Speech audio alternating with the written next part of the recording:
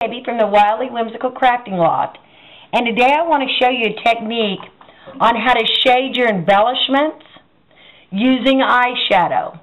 I started doing this because I had so many embellishments and I couldn't find a matching ink. So I came up with this idea, and I think it's a great technique, and I just simply wanted to share it with you. So let me get started. And today I'm going to be using some die cuts from the K & Company product. And that line is a wonderful line for any kind of your die cuts. So let me get started. This is simply a butterfly from the K & Company. And as you can see, I've shaded one side of that. And it looks quite a bit different from this side. So I want to show you today how I did this. And so you simply just start out with your basic eyeshadows. And so today I'm going to do ink on the side of that. And I'm going to be using a darker ink on that. So what I normally do is I don't use a terry cloth. I use something that's smoother in fiber, because what I found out is that when you start using terry cloth, those fibers can stick to your project. So go ahead and take your die cut or your embellishment. Anything that will take ink will do this project. And just ink the edges of that. You're getting a good firm pressure on that to where you can get that in there. And another little trick is when you're doing these sides that come up, fold that side up and give yourself a good way to get in there and get that inked up. Once you have the sides of this inked really good, this is where the shading comes in. This is such a neat little trick. Now I'm going to be using, kind of bend it a little bit here, I'm going to be using this purple right here. And what you need to do is you need to get you some Q-tips if you don't have enough of your applicator brushes for your eyeshadow. Because you don't want to mix your colors, because then sometimes you get funky colors. I've tried that. So just get that Q-tip way in there and get a lot on there. And then what you're going to do is you're just going to draw.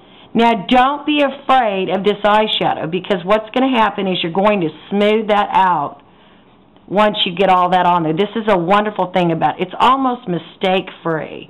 And where you have a line, you want to jag that up just a bit so it's not so prominent.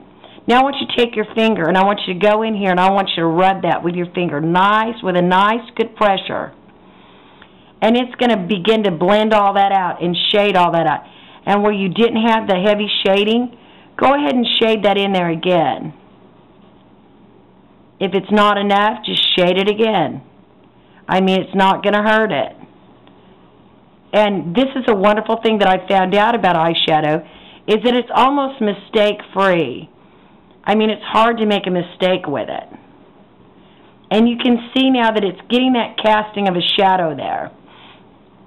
And I want this right here just to be a bit darker, so I'm going to go in one more time, and I'm going to use a firm hand, and then I'm just going to kind of brush that down a little bit. So it kind of matches that other side. And you're going to want to do this all the way around the edges of that butterfly. You're just going to want to go ahead and take all that and do that all the way around the butterfly. And just shadow it as much as you would like. I mean, you can make your shadowing on your butterfly as heavy or as light as you would like, depending on your project, what it entails. And I just kind of daub it on there and rub it on there. I've been doing this for some time now, and I just have found that this is just a wonderful idea. Lots of people ask me, how do I shade all my stuff? And so here's my secret. Now, once you have the shading on there, what I did was I went in, and the words, I wanted them to stand out just a bit. So what you want to do is you just want to draw a line underneath that. Take your finger once again, and it's just going to cause that to shade in really nice. And I did the same thing right up here under this sweet. And then if you want to make the wing just a little more prominent, go back once you have that shading in. Go back and get that that cloth that's fiber-free, and this is what I do for any of the edging that I'm going to do. I take it and I pull.